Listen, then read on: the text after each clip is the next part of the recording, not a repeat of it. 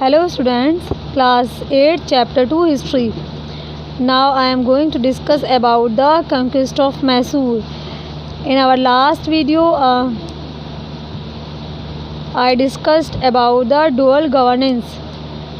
Conquest of Mysore, one of the strongest opposition that the British had to face in India came from Mysore under the leadership of Hyder Ali and his son Tipu Sultan.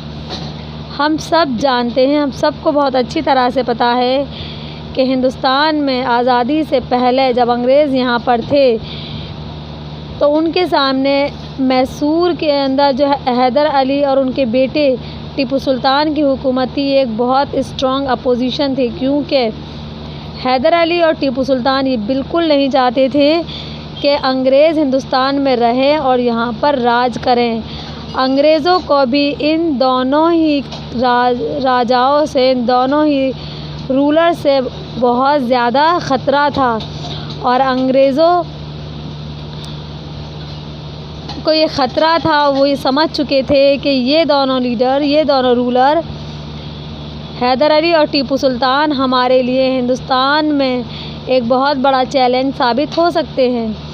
Anglo Mysore war 1776 से 1799 तक Anglo Mysore war चली। Hyder Ali was the ruler of Mysore between the year of 1761 to 1782। 1761 से 1782 तक हैदर अली कहाँ के ruler थे? मैसूर के। During his reign he did not encourage trade with the British as he had form and alliance with the French. जब हैदर अली मैसूर में हुक्मरान थे, जब उनकी हुकूमत थी, जब वो राज कर रहे थे, तो उन्होंने ब्रिटिशर्स को हमारे भारत में तिजारत और व्यापार करने के लिए एनकरेज नहीं किया था, बल्कि फ्रेंच के साथ एक अलायंस, एक समझौता किया in relation of the trade. His son, उनके बेटे जो टीपू सुल्तान थे, has did not allow trade with the British, उन्होंने भी अंग्रेज़ों को तिजारत व्यापार करने की परमिशन नहीं दी थी। This enmity cause the 4 Anglo Mysore war, और यही वो सबसे बड़ी वजह थी क्योंकि हिंदुस्तान में अंग्रेज़ व्यापार करना चाहते थे और टीपू सुल्तान और उनके फादर हैदर अली ने इन्हें व्यापार करने से रोका और परमिशन नहीं दी। तो इसकी ये एक बहुत बड़ी वजह थी कि एंग्लो मैसूर वॉर हुई अंग्रेज़ों के बीच और टीपू सुल्तान और उनके फादर हैदर अली के बीच। ये जो एंग्लो मैसूर वॉर थी वो 1776 से 1799 तक कंटिन्यू रही। इन 1799 द ब्रिटिश कैप्चर्ड श्रीरंगपट्टनम, और 1799 में ब्रिटिश ने श्रीरंगपट्टनम को अपने कब्ज़े में ले लिया था। Tipu Sultan was martyred in the war. The defeat of Mysore made way for the British to establish their supremacy over most of India. Tipu Sultan जंग में शहीद हो जाते हैं और उसके बाद में the defeat of Mysore, Mysore की जो हार होती है टीपू सुल्तान की, अंग्रेज़ों का इस हार के बाद एक तरह से रास्ता साफ हो जाता है और भारत में वो अपनी सुप्रीमेसी कायम कर लेते हैं। War against Marathas, like Mysore the Marathas also posed a challenge to British. Mysore ruler की तरह मराठाज भी अंग्रेज़ों के लिए एक बहुत बड़ा चैलेंज साबित हुए। देखिए, चाहे मराठाज हों, चाहे हैदर अली, टीपू सुल्तान हों, ये सारे ही इंडियंस थे और कोई भी भारतीय ये नहीं चाहेगा कि कोई विदेशी आए और उनके देश को आकर रूल करे या उनके देश में राज्य करे। तो लाइक हैदर अली, लाइक टीपू सुल्तान, इन सब की तरह मराठाज और हर हिंदुस्तानी ये चाहता था कि हिंदुस्तान हमारा है तो यहाँ पर राज भी हमारा ही होना चाहिए, और ये बिल्कुल सही है। तो like Mysore the Marathas also posed a challenge to the British. The British regarded the Marathas as the greatest obstruction in the fulfilment of their ambition of building. Mysore की तरह, जो मैसूर के रूलर थे, उनकी तरह जो ब्रिटिशर्स के लिए मराठाज भी एक बहुत बड़ा चैलेंज साबित हुए। ब्रिटिश रिगार्डेड द उन्होंने क्या किया मराठास को as a greatest obstruction in the fulfilment of their ambition of building an empire in India. तो मराठास भी जो उनका सपना था अंग्रेज़ों का कि वो हिंदुस्तान में अपना एक एम्पायर खड़ा करेंगे, वो कहीं ना कहीं पूरा नहीं हो पा रहा था। And there four were keen to weaken their power at the earliest opportunity, और इसीलिए वो उनकी ताकत को कमज़ोर करना चाहते थे। They got this opportunity very soon after the death of Peshwa Madhav Rao. और अंग्रेज़ों को ये मौका कब मिल गया? अंग्रेज़ों को ये मौका मिल गया पेशवा माधव राव की डेथ मृत्यु के बाद 1772 में जब उनकी मृत्यु हुई, तो उसके बाद अंग्रेज़ों को ये मौका मिल गया कि वो मराठास को कमज़ोर करने लगे, उनकी ताकत को कमज़ोर करने लगे और उनका ये इरादा था कि भारत को वो किसी भी तरह से अपने कैप्चर में ले लें, अपने कब्ज़े में ले लें और यहाँ पर अपना एक मतलब जो उनका सपना था एम्पायर खड़ा करने का, वो अपना एम्पायर खड़ा कर लें। हम बात करते हैं एंग्लो मराठा वॉर्स की। जो एंग्लो मराठा वॉर्स हैं वो 1775 से 1818 तक चली। The Maratha and the British fought 3 Anglo Maratha Wars before the British gain control over there kingdom. Anglo Maratha Wars की बात जब हम करते हैं तो अंग्रेज़ और मराठाओं के बीच 3 जंगें हुई थी। The British gain control over there kingdom, उनकी किंगडम उनकी सल्तनत को अपने कंट्रोल में लेने के लिए, और उनको ये कहते हैं ना कि उनका कंट्रोल ब्रिटिशर्स को हासिल भी हो गया था। The gain control over there kingdom, यानी कि मराठास की जो किंगडम थी उन पर ब्रिटिशर्स कामयाबी हासिल हो गई थी। The British supported the claim of Raghunath Rao. जब अंग्रेज़ थे उन्होंने क्या किया, उन्होंने सपोर्ट किया रघुनाथ राव के जो भी क्लेम था उसको against the Peshwa Madhav Rao second, जो क्लेम कर रखा था किसने? रघुनाथ राव ने। किसके अगेंस्ट में? पेशवा माधव राव सेकंड के में।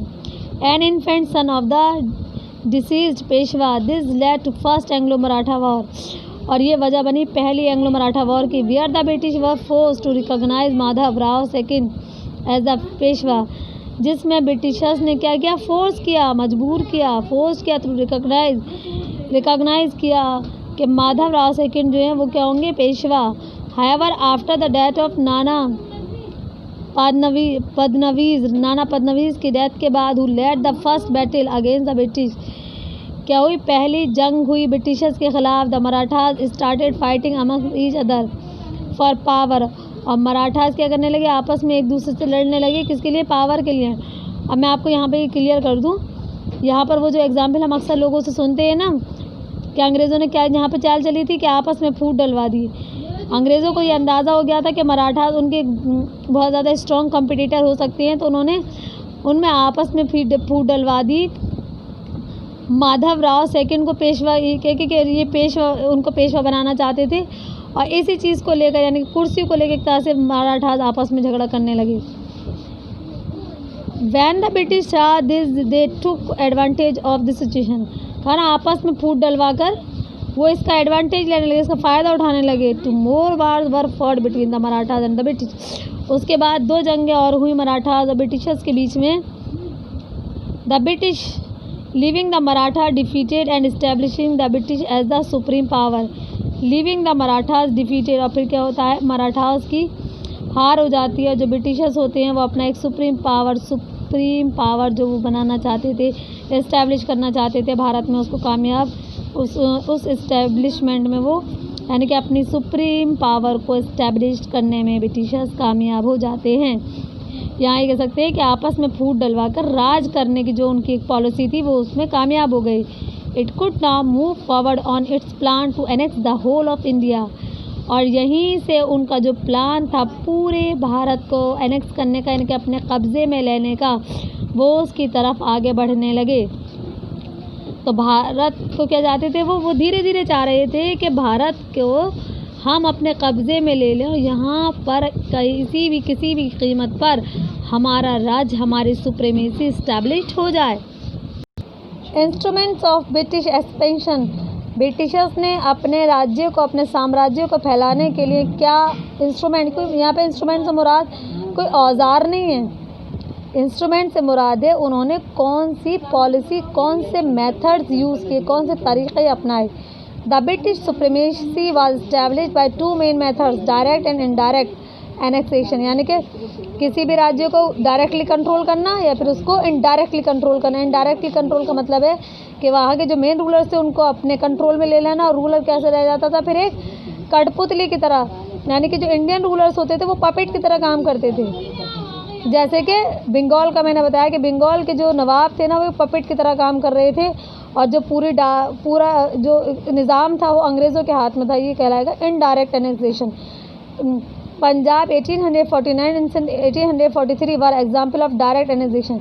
पंजाब और सिंध को 1849 में और सिंध को 1843 में उन्होंने डायरेक्टली अपने कब्जे में लिया after defeating them at a war of battle. कैसे? वार या युद्ध में जीत कर, और जो भी वहाँ पर रूलर राज कर रहे थे उनको हरा कर। Annexation of Indian territories are also done indirectly, जबकि भारत की जो टेरिटरीज थी उनको जो अनेक्स किया, उनको जो कब्जे में लिया, उनमें जो अपना सुप्रीमेसी इस्टेब्लिश की वो इनडायरेक्टली की। कैसे? Subsidiary alliance and doctrine of lapse के ज़रिए।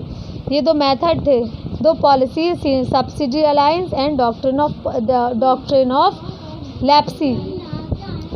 इन दोनों पॉलिसीज़ के बारे में डिटेल में मैं आपको नेक्स्ट वीडियो में बताऊंगी। यहाँ तक आप सब लोग अच्छी तरह से चैप्टर को समझ लीजिएगा। पुरानी जो वीडियोस हैं उनको भी एक बार फिर से समझ लीजिएगा, क्योंकि अब आपका ये चैप्टर नेक्स्ट वीडियो में कंप्लीट हो जाएगा। Okay, thank you very much.